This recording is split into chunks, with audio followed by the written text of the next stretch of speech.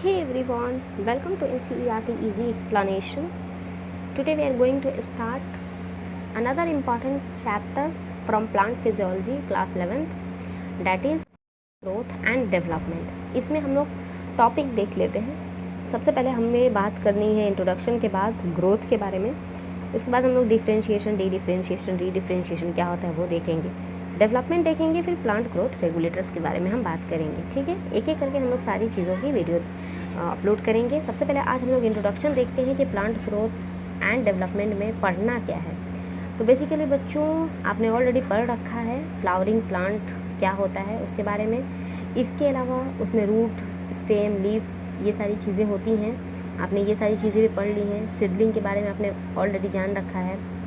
इसके अलावा जितने भी ऑर्गेनिज्म होते हैं वो सिंगल सेल से निकलते हैं, जो कि जाइगोट होता है, ये भी आपने पढ़ रखा है। इसके अलावा यहाँ पे कोई भी अगर पौधा रहेगा तो उसमें क्या क्या चीज़ें हो सकती हैं। जर्मिनेशन ऑफ सीड जब होता है तो ये हमारा सीड रहेगा। सीड जब जर्मिनेट करेगा तो कॉटिलेडन आपको दिखने लगेगा। जो एक्सिस होता है, एक्सिस के नीचे वाला हाइपोकोटाइल होता है, ऊपर का कॉटिलेडन के ऊपर का जो होता है उसको हम लोग इपिकोटाइल बोलते हैं। इपिकोटाइल से ही फिर पूरा प्लांट आपको बन जाता है।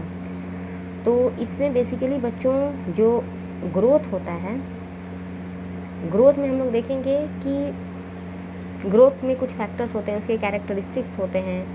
प्लांट के केस में ग्रोथ जो होता है वो ओपन टाइप का होता है। रीडिफ्रेंशिएशन में क्या फ़र्क है, तो डिफ्रेंशिएशन जो होता है कि कोई सेल है वो अगर मैच्योर हो गया और अपना एक स्पेशल फंक्शन करने लगा तो डिफ्रेंशिएट कर गया वो, अब वो डिवीज़न नहीं करेगा।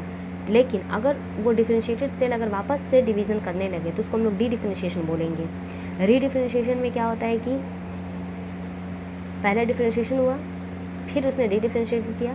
डी डिफ्रेंशिएशन अगर वापस से मैच्योर हो जाए और फिर से वो सेल डिवाइड करना बंद कर दे तो उसको हम लोग रीडिफ्रेंशिएशन बोलते हैं। डेवलपमेंट दो चीज़ों का मिक्सचर है, यानी कि ग्रोथ और साथ ही साथ डिफ्रेंशिएशन, दोनों चीज़ें होती हैं उसमें।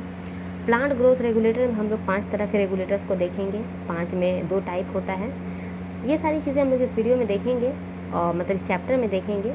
तो एक एक करके हम स्टार्ट करते हैं, मिलते हैं नेक्स्ट वीडियो में।